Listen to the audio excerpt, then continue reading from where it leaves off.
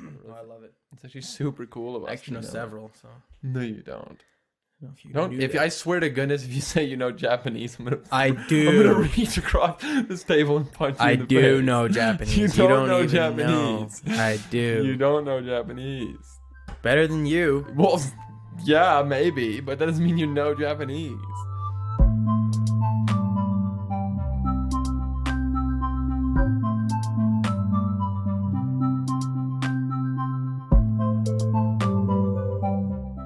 Hello and welcome to another episode of the Average Joe Football Show. I'm your host, Joe Fair. Thank you guys so much for tuning into another episode of Kenny Rogers' favorite football podcast.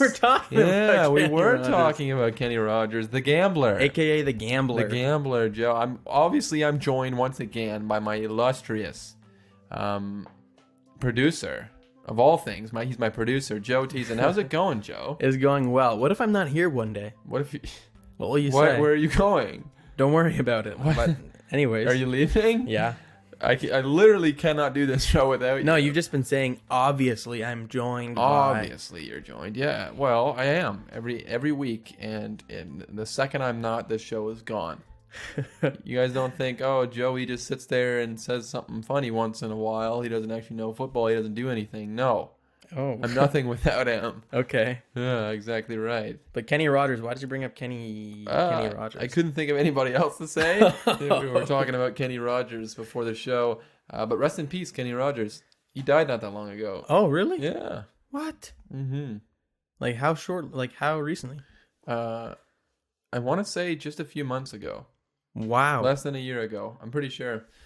That's kind of crazy. Hey, Siri, when did Kenny Rogers die? Kenny Rogers died March 21st. Wow. When was it? March 21st. This year? Of this year. 2020. Yeah, because I think I remember people were like, oh, did he die of COVID? But he didn't. I don't think he died of COVID. COVID was hardly a thing at March 21st. Yeah, it barely even started. Mm-hmm. March 21st is when they thought that by the end of April it would be okay.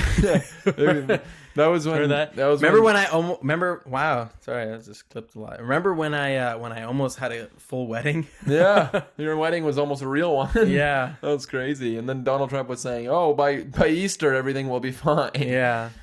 Which Easter was he talking about?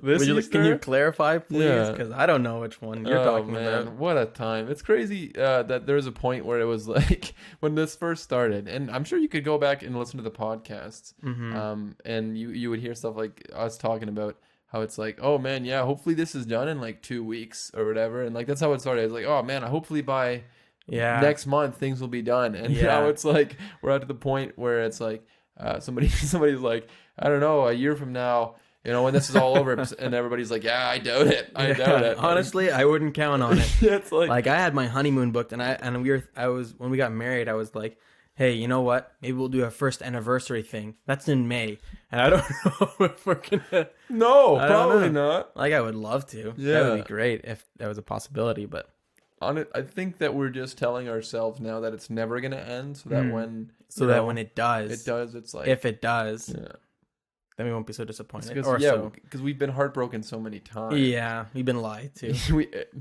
Straight up, we've been lied to. But and that don't feel good. No, it does not feel good.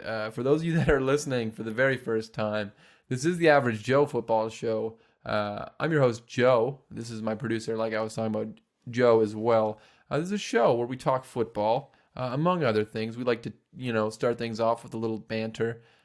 Talk about whatever is going on in the world. And for the last, how long it's been? Ever since we started the podcast. Ever since we started the podcast. Pretty much. I remember at a certain point we weren't sure if there was going to be an NFL season. Yeah. Like, what are we going to do? We just started this podcast about football. Yeah, what a horrible... And now... The best time to start a sports podcast is when sports almost end. That's the best time. Hilarious. It was kind of crazy because there were shows where it was like, we were down in the dumps. It really seemed like we would not ever get to this point. Mm-hmm. And now we're heading into the final week of the NFL season. And we're making a lot of money. A lot. Hand over fist. Yeah. So honestly, it's crazy how things can, happen like that. It's great. It's like we were just a couple broke boys talking about there not being an NFL season, and now it's paying for our tuition. Our tuition. Yeah, so we're also going to school now. What a year it's been. But for those of you that have listened for the past few months, what's it? Episode 38? 38. 38. Every single episode, I don't know which number it is, but it's 38. That's one every single week. Mm-hmm. We haven't missed a week, have we? No.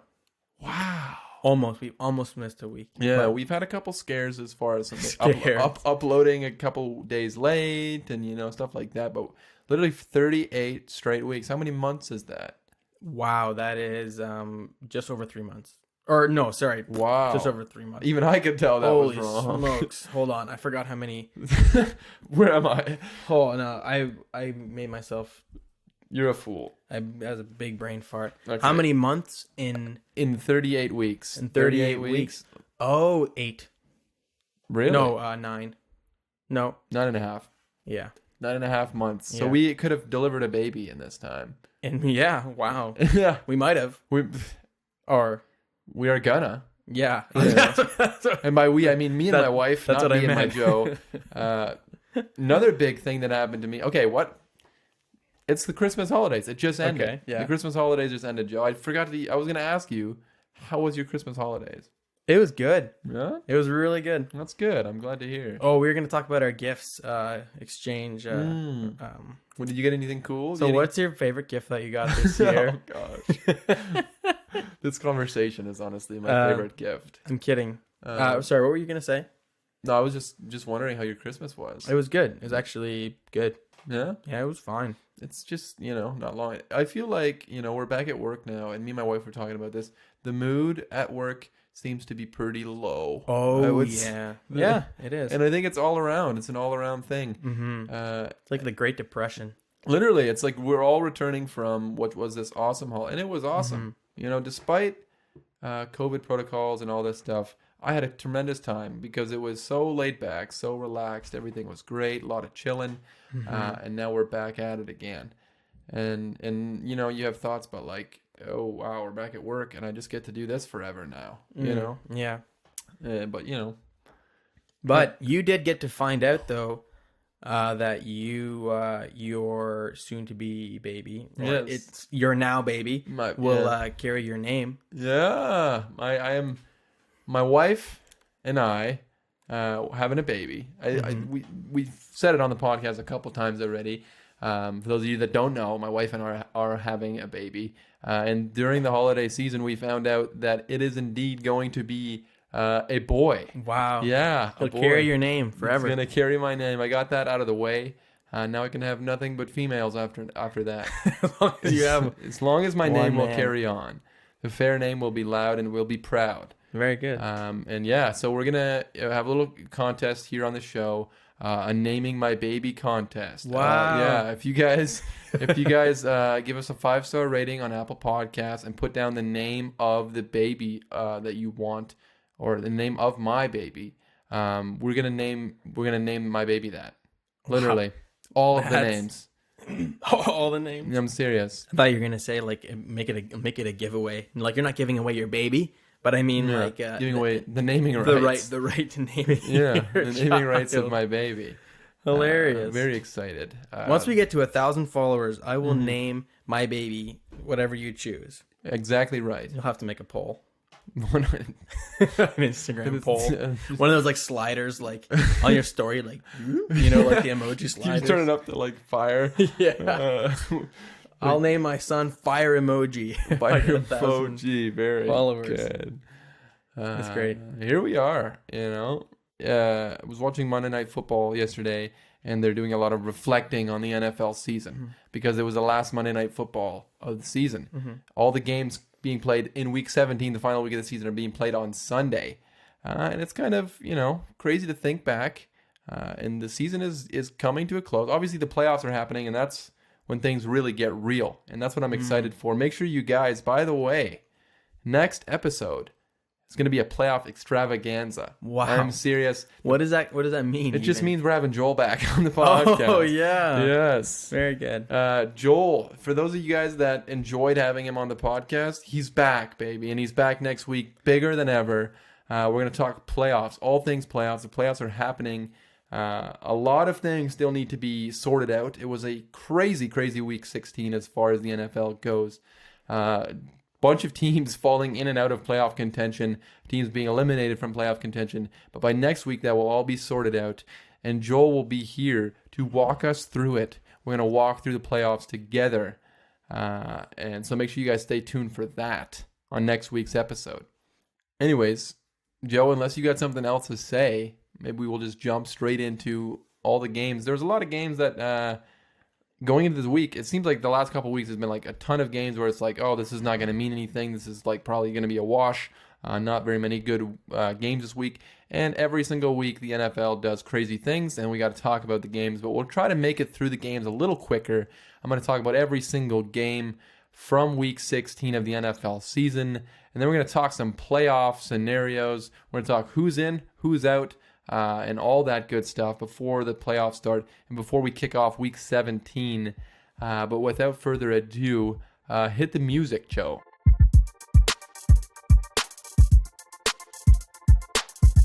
Start things off. Actually, before we start things off, I just want everybody to know that in my all-important fantasy league, Joel, who's going to be on next week's episode, like we talked about, are in the championship round, the Super Bowl, if you please. Yeah, right now. So will we know by next episode who will won? Know by next episode who won.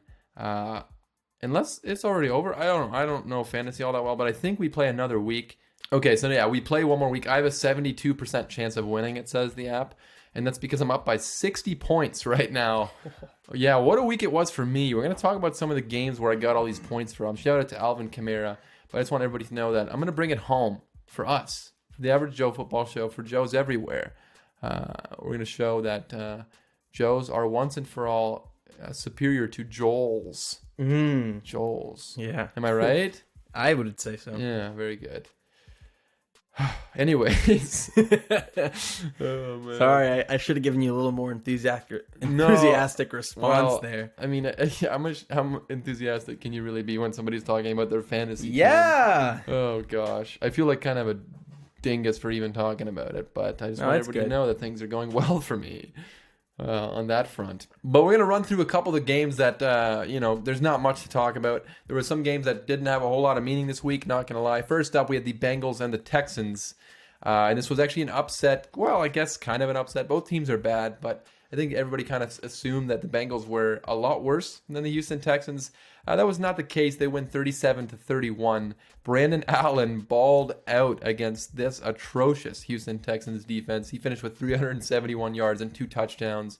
Samaje Perine, who is not... Who? Joe. What did you say? Excuse me. It's his name. You have to be respectful. What is Samaje Perine. Perine? Yes. So like, is P his middle name, like No. short for Simon, or what? What? Samaje is his first name, and Perine is his last name. Our next game, we have the Okay. Lions at the Bears. No, we're not done talking about Okay. this game yet. Actually, we're pretty much done. I don't know. Houston's a mess. The only thing to really take away from this game is J.J. Watt. He went on a rant after this game saying how some of his teammates aren't working hard enough, and how people pay to watch games, and people really, really care about these games, and you have players that just don't carry their weight, players that don't put in the effort. And it was actually a really cool thing. So if you want to see J.J. Watt be super angry at some of his teammates, make sure you look that up. That was a cool thing that he did. But yeah, Bengals knock off the Texans, and the Texans' first round pick continues to fall lower and lower. It's at number 3 right now, but guess what? They don't have that pick because my Miami Dolphins have it. You feel me? And then we move on. Sure. Today I suck. I suck today. No, you're Everything- good. It's bad. It's really bad. Speaking of really bad, the Broncos and Chargers also squared off, 2 teams that have already been eliminated from the playoffs, and the Chargers walk away with a 19-16 victory. Justin Herbert finishes 253 yards, a touchdown. He also broke the rookie quarterback passing touchdown record with 28 and passed 4,000 yards. So what an incredible season for Justin Herbert. I got to give credit where credit is due. He has surprised everybody. What a phenomenal season for Justin Herbert. And the opposite, I think, can be said for his counterpart in this game, and that was Drew Lock. He just hasn't looked that good in recent weeks. He hasn't been able to really create a rapport between him and Jerry Jeudy. Jerry Jeudy was targeted a lot of times in this game, and he dropped 5 passes, including what could have been a game winner there at the end. In a game with 2 teams that were already dead and out of playoff contention, somebody had to win. And this week, it was the Chargers defeating the Broncos. And then, speaking of somebody has to win, why don't we go take a quick trip through the NFC East? That's right, the division that everybody's loved to talk about this year. It's because we have to talk about it, because it's literally the worst division in the history of football. It's already been locked up a couple of weeks ago that the NFC East winner would not be a team with a winning record. And this week there was some more things happening in the NFC. We start things off with the Giants at the Ravens, and the Ravens pretty well dominated this game. 27-13 was the final score, but I think it was more dominating than that looked. Lamar Jackson and the Baltimore team as a whole just played their game. They played how they want to play in games like this, or in any game really. They had nearly 250 yards as a team rushing, and that's the recipe for success for Baltimore. I think that's what makes them so scary heading into the playoffs, and why a lot of teams probably don't want to see the Baltimore Ravens in the playoffs, because if they get their run game going like that, they're very, very hard to beat. And the Giants, they fall to 5-10 and still very much alive for that last playoff spot. In the final week of the season, a 5-10 team is still very much alive to win the division. It's incredible. What an incredible mess of a division. And speaking of incredible messes, we move on to the Panthers at the Washington football team.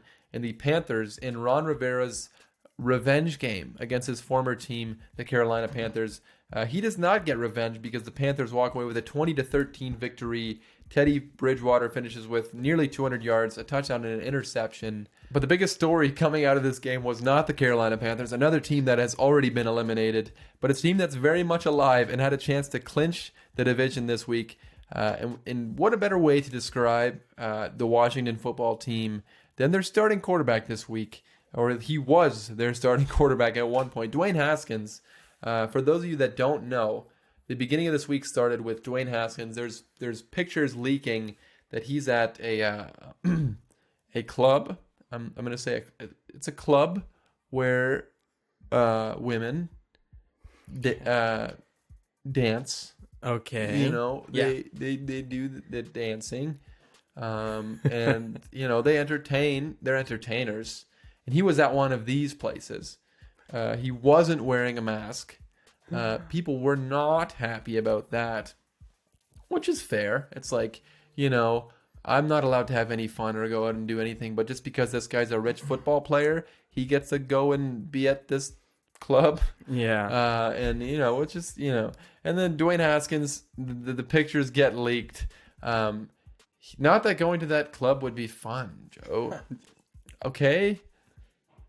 I know. Okay, then don't say it. I didn't say a thing. Okay, all right. Basically, he was at this special club, and It was a strip club. yeah. Okay, yes. Excuse me. This is the family show. He was at this place. The photos leak. He apologizes, obviously. And first of all, that's the first thing. You think that he's actually sorry? Absolutely not. And that's the thing. We live in a society. Honestly, we live in a society. Honestly, we live in such a society.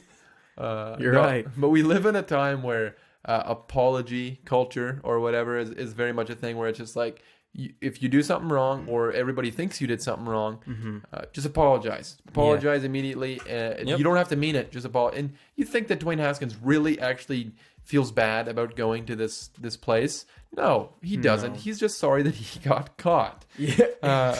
He's just sorry he got caught. And he was a team captain, and that he was actually stripped of his captainship.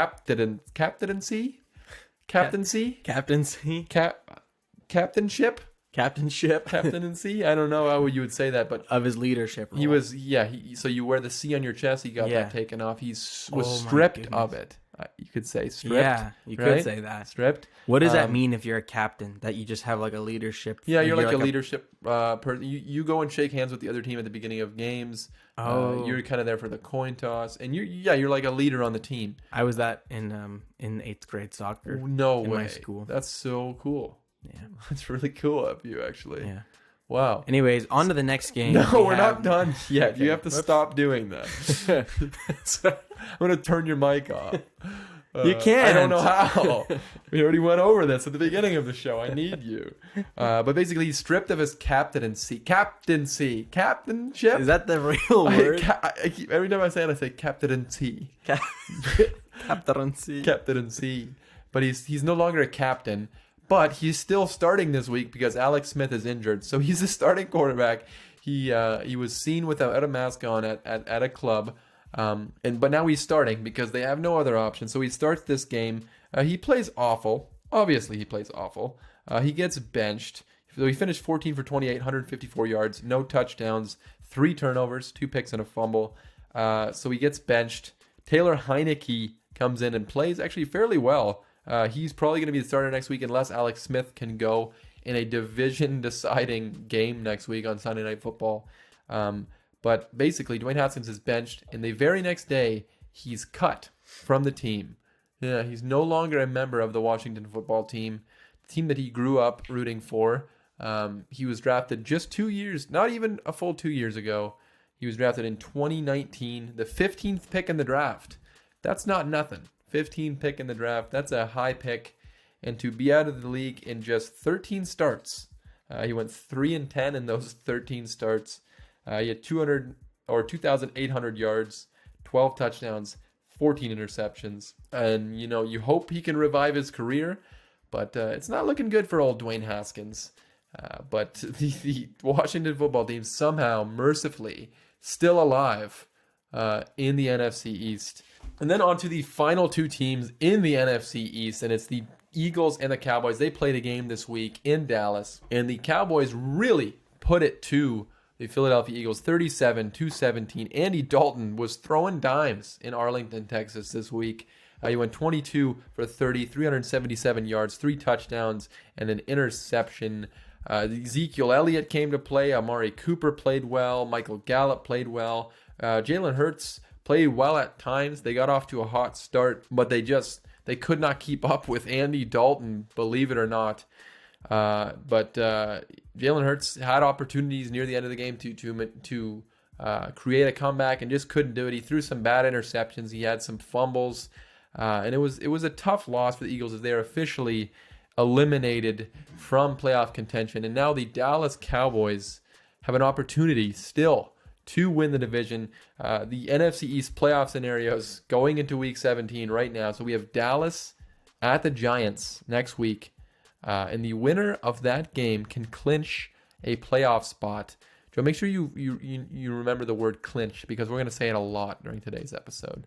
Clinch. Clinch, does that mean you can get one? You can get one. You can get a playoff spot? Yeah, you can. So basically, secure it or lock it up. Okay. Clinch. It's a word that I don't think I would ever know if I wasn't a football fan. Word of the day. Clinch. That's your word of the day. Yeah, exactly. Okay. Word of the day. New segment. Starting things off with clinch. And Dallas, Dallas and New York playing this week. The winner of that game can clinch a playoff spot with a win plus a Washington loss. So Washington, all they have to do this week to win that division and be a playoff team is beat the Philadelphia Eagles, a team that was thoroughly destroyed by the Dallas Cowboys. And that game is on Sunday Night Football this upcoming week. So it's gonna be a fight to the finish, a photo finish here in the NFC East for that final division slot there, and for the worst team potentially to ever make the playoffs. Like we talked about, Washington is hoping Alex Smith can play this week in that huge pivotal matchup, but Taylor Heineke would start again if he's not able to go. But why don't we move on? We talked about the Christmas break, so why don't we move on to the Christmas games, and we start things off with the Christmas Day game, the only day or the only game played on Christmas Day, and it was the Vikings at the New Orleans Saints, and the Saints walk away with a 52-33 victory over the Minnesota Vikings. Drew Brees played all right. He had 311 yards, no touchdowns, no picks. No touchdowns, 2 interceptions for Drew Brees this week. Alvin Kamara, though, was the biggest story of Christmas Day in the NFL. In the NFL, there was a bigger story on Christmas Day, but in the NFL universe, Alvin Kamara was the biggest story because he scored 6 rushing touchdowns and put up hella points for fantasy football. Over 50 points, I think 56 points for me in the championship for fantasy football. So if you had him on your team, you basically guaranteed a win this week. And what a game. 22 carries, 155 yards, 6 rushing touchdowns. He ties the record held by Ernie Nevers. Ernie Nevers, and this record has been alone since 1929. 1929 is the last time somebody ran for 6 touchdowns in an NFL game. But Alvin Kamara has shown how important he is to this New Orleans Saints team. And despite Justin Jefferson having a big game, Adam Thielen having a good game, Kirk Cousins not playing all that bad, the Saints had 538 total yards in this game. In what could be, who knows, Kirk Cousins maybe his last 2 games here in a Minnesota Vikings uniform. I don't know if they can move on for him, but I'm sure if they wanted to, they could find a way. But New Orleans can now clinch. They can still clinch home field advantage. They need a win plus a Green Bay loss to Chicago and a Seattle win versus San Francisco. But a big win for New Orleans, a team that at times has looked dead in the water. But if they're playing like this, clicking on all cylinders, they're one of the scarier teams in the NFL. And then on to the next sort of Christmas Day game. We're going to move on to the Saturday games. And the first Saturday game was an absolute, Joe, say it with me, shellacking. You better believe it. I don't like that we did that together. That was very intimate. Okay, it was a 47-7 victory for the Tampa Bay Buccaneers. Tom Brady only played one half because he dominated the Lions so thoroughly. He finished 22 for 27, 348 yards, 4 touchdowns, and that's only in one half. People, he was on the bench for the rest of the game. Mike Evans had a huge game. He had 181 yards receiving on 2 touchdowns.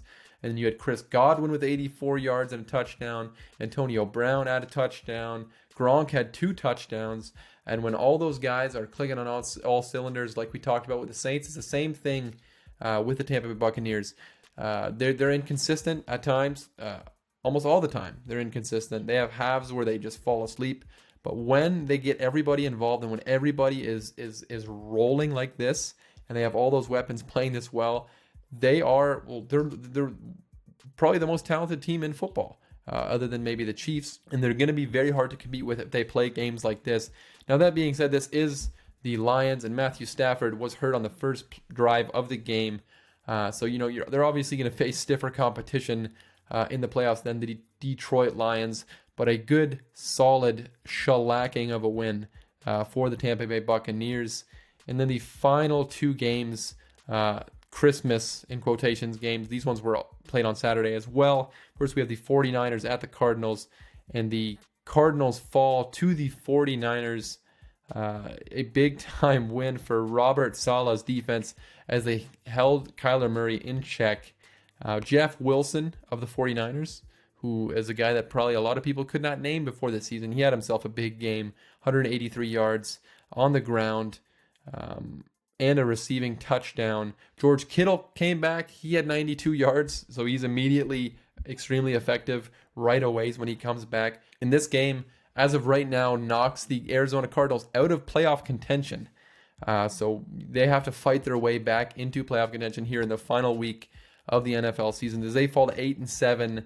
49ers obviously already eliminated, but a good win for Robert Saleh, who could very well be a head coach somewhere else next season. And then on to what was probably the craziest game. Well, there was a lot of crazy games, but this game was pretty crazy. And there was the Dolphins going into Las Vegas, playing the Raiders.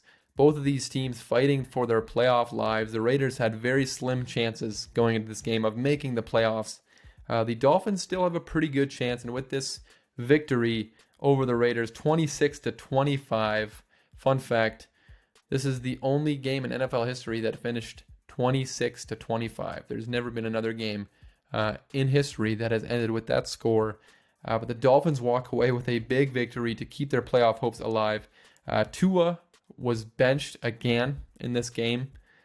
He was ineffective in the first half and into the second half. He finished 17 for 22, 94 yards, and a touchdown. To put that in perspective, Ryan Fitzpatrick came into the game through 13 passes, completed 9, had for 182 yards and a touchdown. So again, Tua was ineffective, and you can blame this on a ton of things.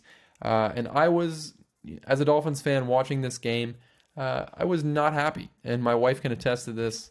I was throwing a fit. Honestly, I was not in a good mood. I was a sad man wearing a Tua Tagovailoa jersey, watching this game and seeing Tua being ineffective and not playing well. Whether it be the scheme and Chan Gailey, I've got a lot of things to say about him and what he does there as the offensive coordinator of the Dolphins.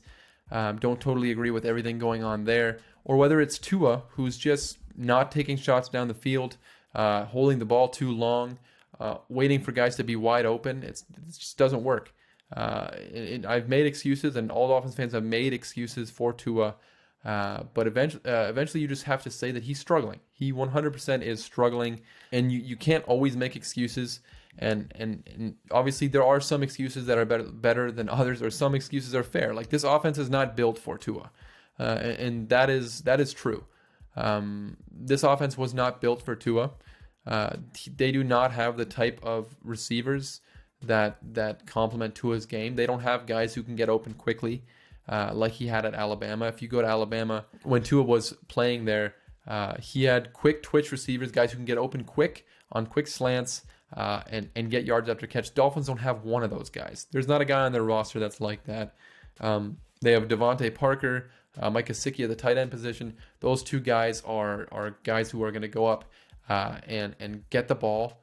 They're guys who aren't going to be open, but you're going to throw them open, and that hasn't been something that Tua's been good at. And then you have those guys, the two best targets on the team, struggling with injuries all season, and you have guys like, he's thrown to guys like Jakeem Grant, Lynn Bowden, Malcolm Perry. These are guys that most NFL fans could not name. So he has, you can make excuses for Tua, and things have not been perfect. And I'm not going to say he's been horrendous. I think some of the things are overstated. Some people are calling him a bust already so early into his career, and I'm not ready to go there yet. Absolutely not. I don't think that they should draft another quarterback. Not even close. I think that they should use this offseason to build around the quarterback. But the way we're talking, you'd think that the Dolphins season is over, but it's absolutely not. As they picked up this win, and it was a crazy, crazy win. It was sort of a slow game at times, but a close game nonetheless. The final minutes of this game were absolutely outrageous. You had Tua get benched. Dolphins just could not get anything going. Ryan Fitzpatrick comes in, immediately leads a field goal drive, and then the Las Vegas Raiders, they go down the field very quickly. 85-yard touchdown to Nelson Aguilar. And it looked like a push-off. Dolphins fans are going to say it was a push-off. Who cares in the end, because they won. So then directly after that, the Dolphins have a 59-yard touchdown score to Myles Gaskin from Ryan Fitzpatrick. And then the Las Vegas Raiders get the ball back, run out as much clock as possible. There's 23 seconds left on the clock when they kick a field goal to go up by 2 points. Ryan Fitzpatrick comes out on the field, has 23 seconds to do something special, and he throws a pass while getting his head yanked off. If you have not yet seen this play, it is insane. Ryan Fitzpatrick comes in and does his thing. He does his magic, his Fitz magic. He's getting his helmet completely yanked left. He throws up a prayer to a wide open Mac Hollins, and then you add on 15. So that was a huge play to about the 50-yard line. Then you tack on 15 yards because of the face mask. Dolphins now in position to kick a game-winning field goal. Jason Sanders, one of the best kickers in the league, nails it. And what a crazy fun game. Despite all the Tua drama and everything going on, the Dolphins are right now sitting at the 5 seed and very much alive in the playoff race. What a crazy game. What a crazy time. So many emotions. Just Dolphins fans, it's a tough, weird time with the Tua thing. But you also have to realize this is a playoff team, a playoff caliber team in the second year of a complete rebuild. And that's special. What Brian Flores has done there in Miami cannot be overstated. I think he's a shoo-in for Coach of the Year if they make the playoffs. And what a crazy game, what a crazy week. And I'm looking forward to seeing if they can cap it off with the playoff berth. And then moving on to the next few games, and the Browns and the Jets played a game this week. And the Browns went into this game missing their top 4 receivers because of COVID protocols. That Baker Mayfield did not have his top 4 targets. And the New York Jets, a team that started off 0-13, made them pay for it because the Jets walk away with a 23-16 victory over the Cleveland Browns. The Jets win their second in a row after losing 13 straight. Sam Darnold played fine. He played all right. Jamison Crowder was really the backbone of this Jets offense. He had a passing touchdown for 43 yards and 92 yards and a touchdown receiving. And yeah, this was a weird game, a disappointing game for the Cleveland Browns, especially if somehow they lose to Pittsburgh next week, who is playing Mason Rudolph. They're not playing Ben Roethlisberger next week. If they find a way to lose to them and they miss the playoffs because of this loss to the Jets, that's going to be a whole new level of pain for Cleveland. But a big win for the Jets, especially when you put into consideration that this win has officially knocked them out of contention for the number 1 pick. They are locked into the 2nd pick in the draft. So no Trevor Lawrence for the New York Jets. And no sleep for Browns fans this week, as this was a very disappointing loss. And then on to the team that locked up the number 1 pick this week, and it was the Bears. And our boy, Mitch Trubisky, destroying, shellacking the Jacksonville Jaguars, who are now locked into the number 1 pick, locked in on Trevor Lawrence. But our boy Bisky, and this is real. This is not, satire or kidding. Mitch Trubisky has completely changed the offense in Chicago. I mean, it's completely different since he's come in, and they've played bad teams. Don't get me wrong; they haven't played world beaters, but he was 24 for 35, 265 yards. He had 2 touchdowns. Did have an interception, but also had a rushing touchdown. And that interception was ugly. He threw that thing into quadruple coverage. Not great. But he came away with a 41-17 victory. David Montgomery played well. Allen Robinson played well. And you can't help but feel like the Jaguars are tried to lose this game because they started Mike Glennon, who threw 2 touchdowns along with 2 interceptions. James Robinson didn't play. And that's not a recipe for success for a very bad Jacksonville Jaguars team. But brighter days are ahead for the Jaguars as the golden boy, Trevor Lawrence, looks to be headed to Jacksonville.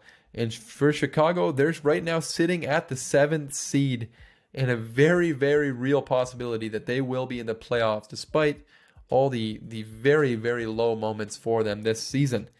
And then on to the next game, and it's the Rams at the Seahawks, and the Seahawks lock up the NFC West with this victory. Russell Wilson finishes 225 yards, 20 for 32 passing, 1 touchdown and 1 rushing touchdown.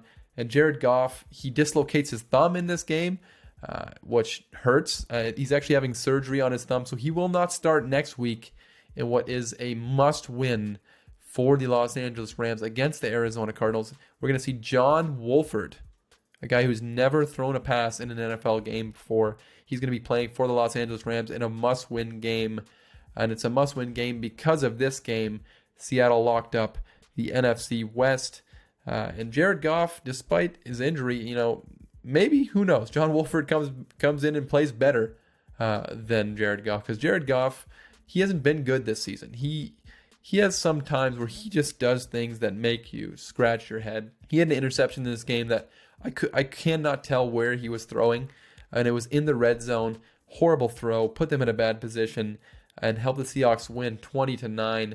So the Seahawks lock up a playoff spot, and the Rams will have to fight and scrap and claw for a playoff spot if they want one next week. And then on to another wild game in the NFL this week, and it was the Colts at the Steelers.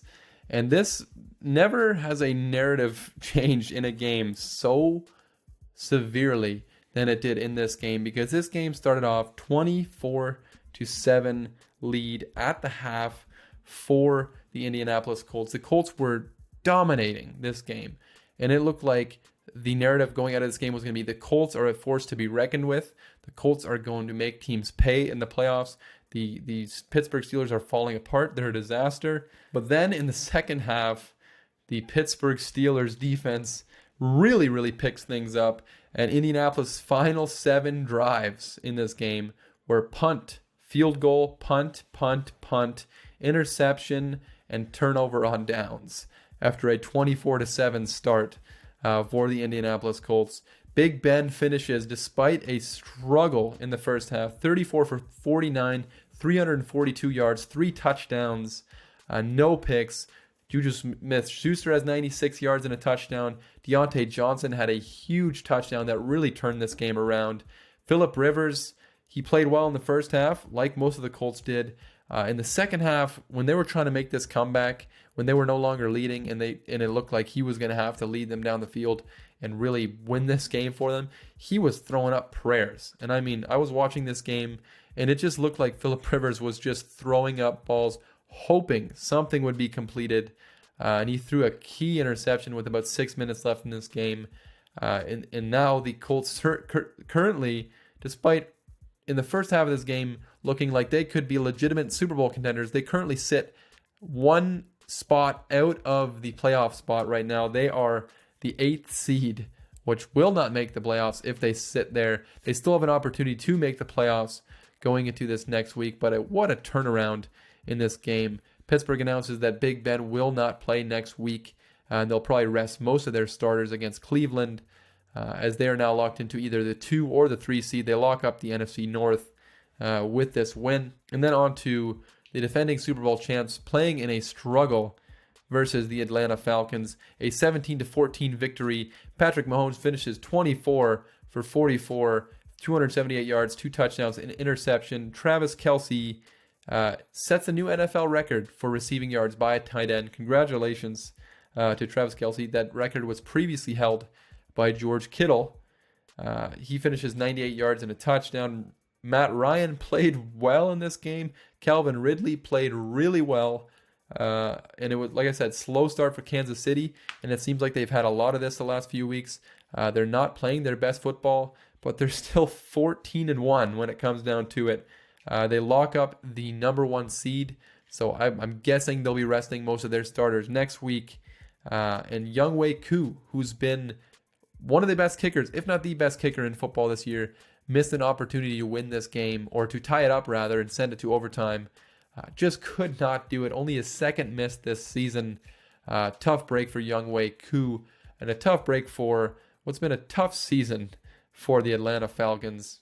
On to the final 2 games, and we move on to Sunday Night Football. And this was a beautiful game. The first legitimate snow game we had this year, and man, was that it's so nice. Honestly, I don't like cold weather that much. I'm not gonna lie, I don't like being cold. I do like snow, though. Snow is beautiful, and snow and football are just a beautiful combination. And the Tennessee Titans might disagree as they lose 40-14 in this snow to the Green Bay Packers in Green Bay. Aaron Rodgers, I think, all but locked up the MVP with this performance in the snow. 4 touchdowns on 231 yards passing.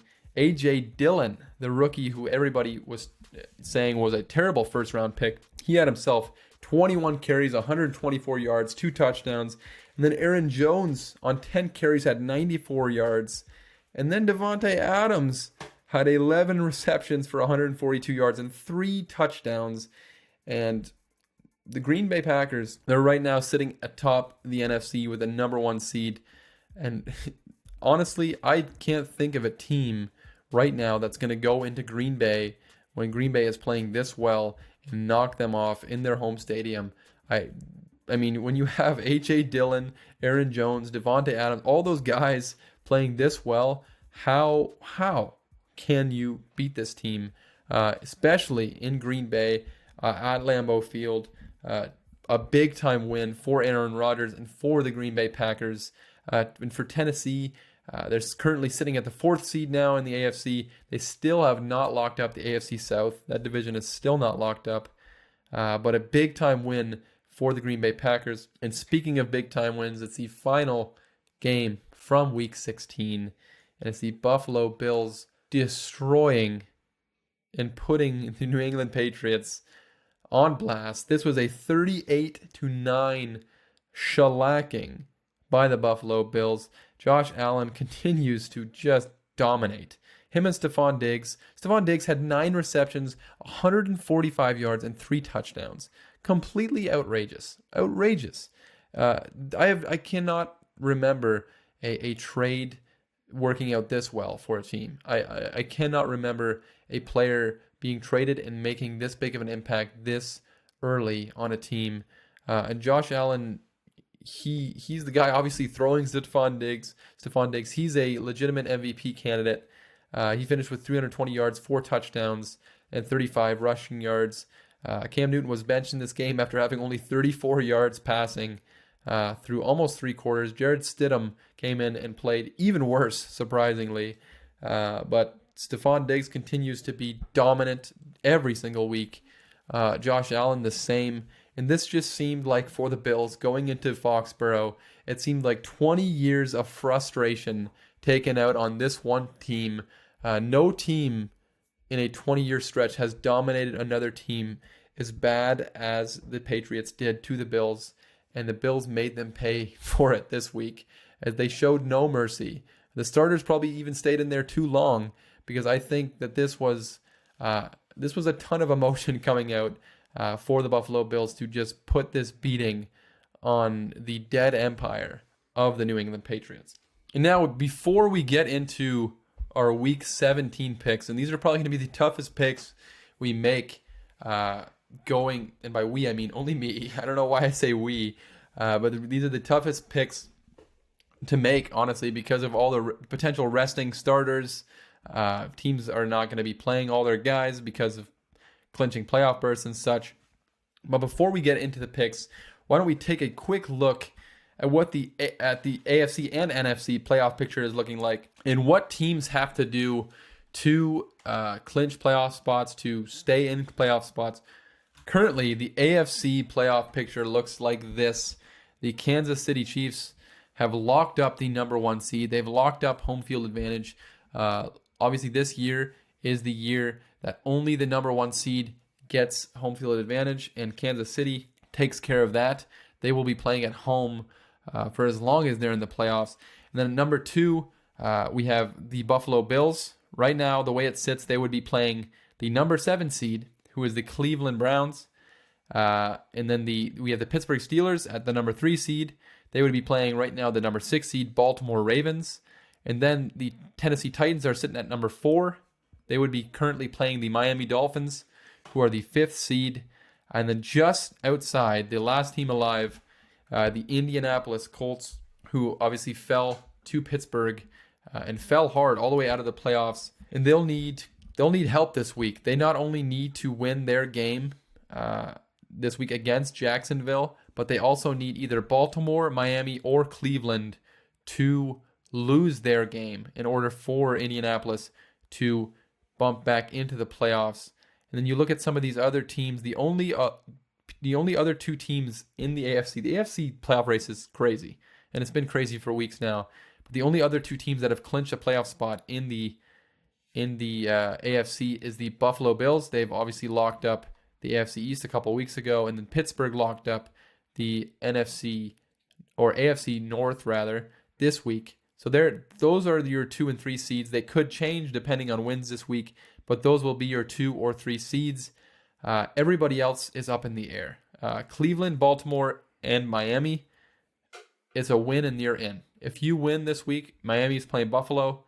Who knows if they'll rest their starters or not. Baltimore is playing Cincinnati. That seems like an easy victory, but Cincinnati's been playing well lately.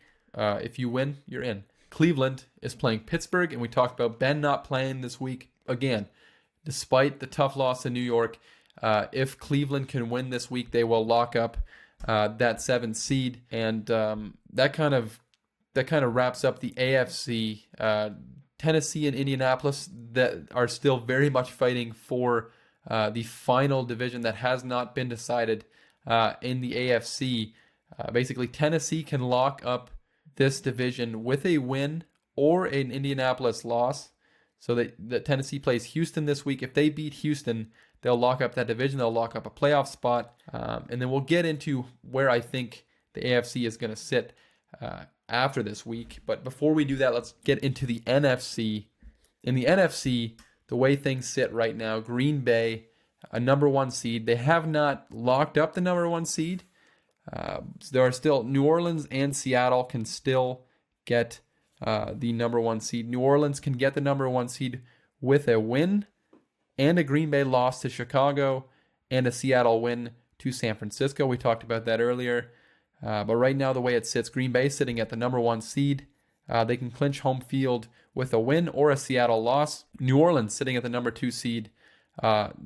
They would right now, the way it stands, be playing Chicago, who is the number 7 seed. Seattle, the number 3 seed, would currently be playing the Los Angeles Rams, who's the 6th seed. And then the Washington football team currently sits at the number 4 seed, and they would be playing Tampa Bay, who is the 5th seed, and there's still 3 teams that could potentially jump in here. Arizona is the 8th seed right now. With a win, they can, with a win versus the Los Angeles Rams, who is currently the 6th seed, the Arizona Cardinals can jump into the playoffs. And like we talked about with the NFC East, Dallas and the Giants still very much in it at this point. If Washington loses to Philadelphia this week, the winner of the Dallas-New York game will be the 4th seed and will host a playoff game, which is still just crazy. But why don't we jump into how I think things are going to look in the playoff picture after this week. And this will coincide sort of with my picks. The way I see it in the AFC, obviously Kansas City is going to be number 1 seed. They're locked in there. I think Buffalo is going to stick in to that number 2 seed because I think them and Pittsburgh both lose this week because I think they're both going to rest starters. Buffalo is not revealing that at this point, but I think they will. So Buffalo, I think, is going to be the number 2 seed, and they'll be playing Cleveland, who I think will beat Pittsburgh, like we just talked about. So it'd be Buffalo versus Pittsburgh, 2 and 7 seeds, and then Pittsburgh is going to obviously be in there in that 3 seed. I think they'll be playing Baltimore, who I don't see losing to Cincinnati. I think Baltimore is a scary team right now. And then the final 2 spots, we're going to have Tennessee. I think they're gonna lock up that AFC South this week with a win versus Houston. And then my Miami Dolphins, I'm projecting them to either win or you need Indianapolis, Baltimore, or Cleveland to lose. And I like the Dolphins' chances, especially if Buffalo rests their starters. I'm going to say Miami gets the 5th seed and plays Tennessee. A little Ryan Tannehill revenge game. And then moving on to the NFC, I'm going to say Green Bay beats Chicago and stays in that number 1 seed. But Chicago, don't worry. I'm projecting Biskey and the boys to still make a playoff berth and face the New Orleans Saints, the number 2 seed I'm projecting. So it'll be New Orleans versus Chicago, and then Seattle versus Tampa Bay. Those are the 3 and 6th seed. Seattle will be the 3 seed, Tampa Bay the 6th seed, and then Dallas. I'm projecting Dallas to get the NFC East. I think Philadelphia will beat Washington this week. I just have a feeling, although I say that every week about Philadelphia, I'm going to say Dallas wins the NFC East somehow, some way, and they play the Los Angeles Rams, who I think will beat the Arizona Cardinals this week, despite having their backup quarterback. I just don't believe in the Cardinals right now, despite them being one of my favorite teams throughout my fandom of the NFL. I've always liked the Arizona Cardinals, but I don't think they're quite ready to be a playoff team yet, and I don't quite trust them to go and win a big game like this against a very talented team. I kind of looked at it.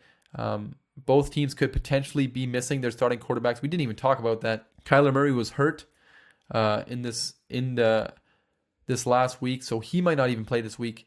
And if that's the case, if both teams are missing their starting quarterbacks, I just look at which team I think is more talented. And to me, it's very obvious the Rams are more talented. So I'm going to say the Rams get that 5th seed. And then to wrap things up, let's go over our picks. And I tried my darndest to coincide these picks with my playoff predictions. So hopefully I didn't make any mistakes. But we start things off with, by the way, every single game this week is on Sunday. No Thursday night game, no Monday night game, nothing. Every game's on Sunday, all 16 games. I'm going to say Miami at Buffalo. We're going to start there. And I already said I think Miami's going to win this game because I think Buffalo is going to rest starters. I hope they do because that'll make things a lot easier. A lot of people I see in the Miami Dolphins fandom are like, when a word comes out that, you know, some Dolphins fans might want Buffalo to rest their starters so it's an easier win. And then some Dolphins fans like to get up on their high horse and be like, come on, guys. Don't you want to beat them at their best? It's like, no. What? It's okay. Like, look at you. If you're talking like week 2 of the NFL season, sure. Like, I want to beat a team but this is the final week of the NFL season. A win gets you in the playoffs. Playoffs are not a thing that happens very often in Miami. So I'll take every advantage that I can get as a Dolphins fan. I'm hoping Buffalo rests their starters. I don't care if that's what it takes for the Dolphins to get into playoffs.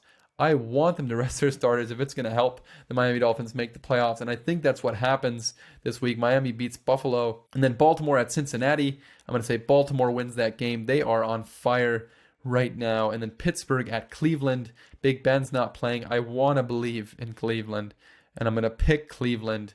And I hope I'm right because this would be a very sad ending to the season if Cleveland misses the playoffs. Because it's one thing, Cleveland, to miss the playoffs or to be disappointing when everybody expects you to be disappointing or when you've been disappointing the whole season long.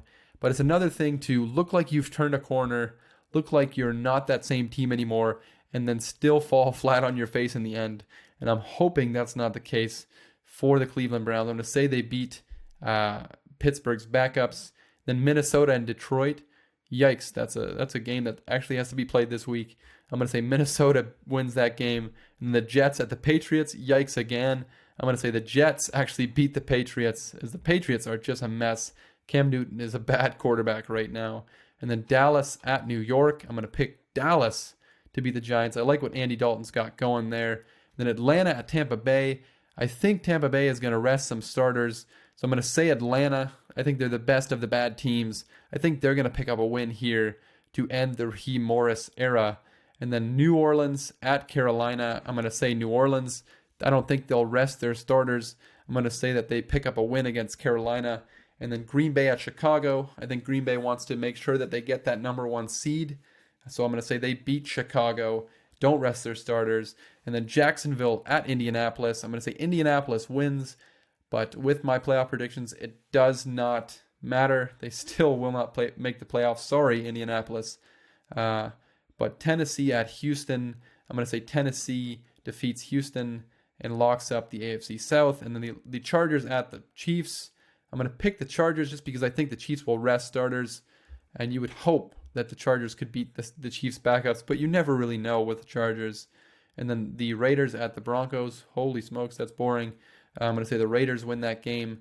And then Arizona at the Los Angeles Rams. The winner of this game is going to the playoffs. I'm going to say the Rams win it. And then Seattle at San Francisco. I'm going to pick Seattle to win this game, but I could see San Francisco being frisky like they are every week. And then the final game, the Washington football team at the Philadelphia Eagles. I'm going to say Jalen Hurts and the Eagles win the final game of the regular season. But that's going to wrap things up. We are heading into the final week of the NFL season. I hope you guys enjoyed. There was a lot of going on in this episode. Hopefully you enjoyed it. Hopefully you got something from it. I was talking a lot of words a lot of the time. Joe, I don't know if you got anything out of that. Yeah, I heard it. Anything? What were your thoughts on some of the seeding? Like seed or seat? Seeding. Seeding? Yeah, seed. Seeding. Okay, I thought so. I wasn't sure. I honestly wasn't sure about that. Okay. Like most of it, I think was good, but there's some of it. Okay. We'll see. And that's fair. Okay. But make sure that you tune in next week. We're going to talk the playoffs because everything will be locked up. We're going to have playoff matchups to talk about. Excited about that. Joel's going to be joining us, Lord willing, next week on the podcast. Excited for that. Make sure that you give us a 5-star rating on whatever podcast site you watch. Whatever podcast site you're listening to this on, give us a good thing. Whether that be a like, 5-star rating, a subscribe. Subscribing would be awesome. So you could get automatic downloads every time we upload a new podcast. And that's every week. Every week for 38 weeks. We've been just bringing the content. And what a year it's been. This is our last episode this year. When they hear this, yes, it will be New Year's Eve. Oh my goodness. Yeah, New Year's Eve. New Year's Eve. Or when it's being released at least. Happy New Year, people. I'll see you next year. Oh, I'll see you next year. Anyways, yeah, it's going to be a wild ride into the playoffs, Joe. I had a good time today. I don't know about you. Mm-hmm. I did. Excited for next week. Excited for the playoffs. But yeah, that pretty much wraps it up. I guess we'll see you guys next year. And we'll catch you guys on the next year.